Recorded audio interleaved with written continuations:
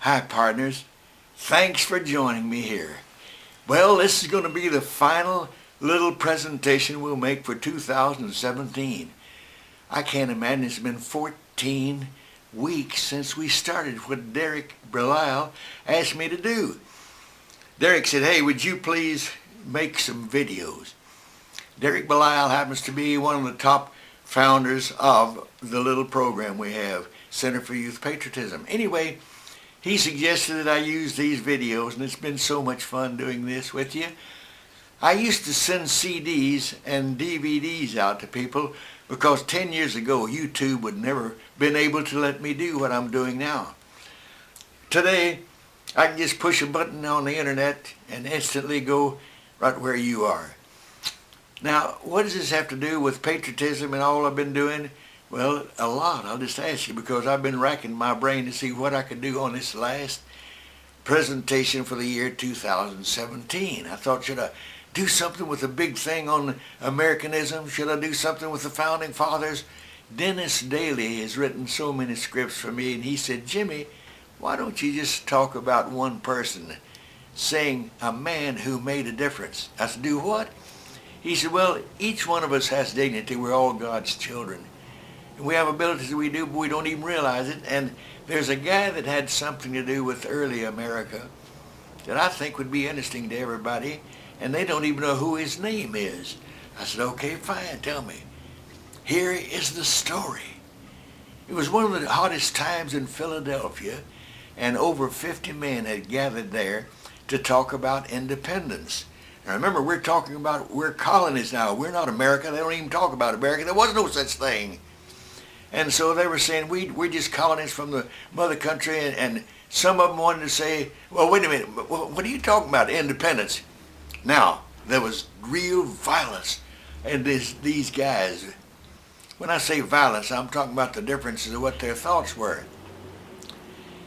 One of them says, we're just Virginians. Another said, well, we're from Pennsylvania, we're Pennsylvanians.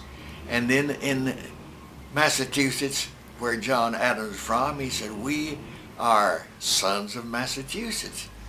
John Adams was afraid that if they didn't go on and do independence and get something done, that the king might mess things up. And yet the South said, no, we don't, I don't know what we're going to do. In fact, just like today, we talk about the Republicans and the Democrats having problems.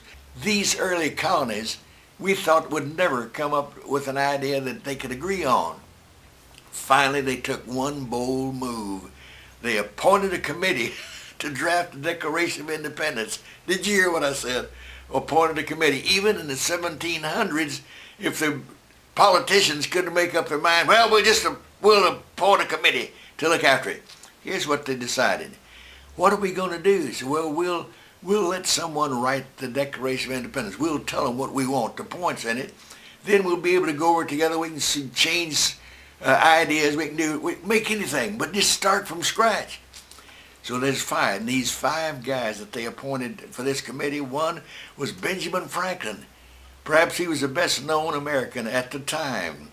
The next was John Adams. This guy lived and breathed liberty. He just loved it so much. Then there was Thomas Jefferson. Good gracious, you can't make a mistake with him. He was well read and well respected by everybody. Then there was a man named Robert Livingston. He's almost forgotten today, but he was the Chief Justice of New York for 25 years. He was appointed because of his knowledge. And then there was Roger Sherman. He was a New England lawyer, and he's the only man who ever signed all four nations' founding documents. So they all met. They told Thomas Jefferson to meet us and said, you're going to write this for us. He said, what? He said, yeah, we'll tell you what to say and put some basic things in there, but you do it because you know how to put words together. He was another Dennis Daly of yesteryear, because Dennis can write so beautifully. As you know, he was the top writer for United Press International before they stopped for 25 years. Well, anyway, Jefferson said, all right, I'll work on it.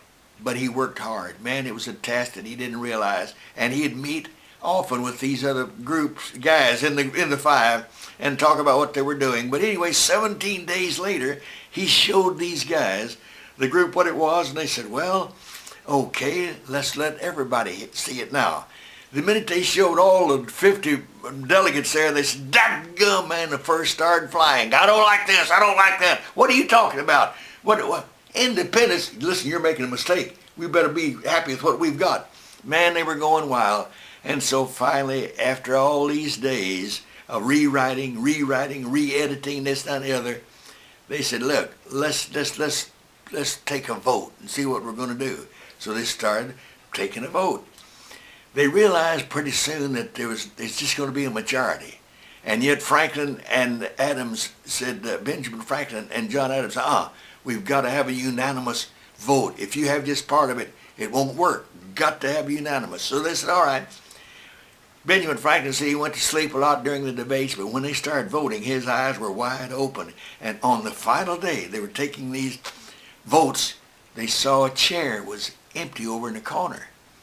Looked right, realized it was a delegate's chair from Delaware. 4 men were there, but the 5th was missing. 2 of them wanted to pass the declaration that there was written, the other 2 didn't. So the delegates from Delaware said, wait, let's have a recess. They sent a rider to look for that 5th man because they knew he would make it unanimous if they got there. Well, through a horrible storm he rode. They found him. And they said, Mr. Romney, his name was Caesar Romney, said, "Caesar, America needs you."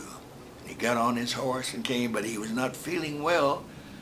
Tell you why. When he got there, there was a green scarf around his neck, and they thought it was just to keep his neck warm from the cold outside, but no. He was having this disfigured face of his. He had a cancer on one side of his face, and he wasn't feeling well. And he thought, "Oh, my vote won't matter. I'll just stay here. I don't have to go." But he did go, and it was so important because Caesar Romney helped make it unanimous. Yes, and when you see his vote did make a difference, he's one of the best examples in our history of a person who answered the call. And in his case, he had to fight strong odds to even get there. Remember, his votes did count, and he made a difference. So as we turn the corner right now of our calendar, and we think back, maybe some of us haven't done anything. Maybe we're not getting anything done. Well, we are. As I said a while ago, we're all God's children. We have dignity. And so just as Caesar Romney made that important vote, so even though he didn't think it was worth it, or it would even count, it did count. He's an example we can use in our history. We can think, all right, 2018's coming in. We'll remember Caesar Romney. He made a difference, and we'll see how we can make differences in the coming year too. Hey, I love you. Oh, guys, it means so much to me. Keep sending me your feedbacks on what you feel about our little videos. Yep, I do love you so much. Go get 'em, Tigers!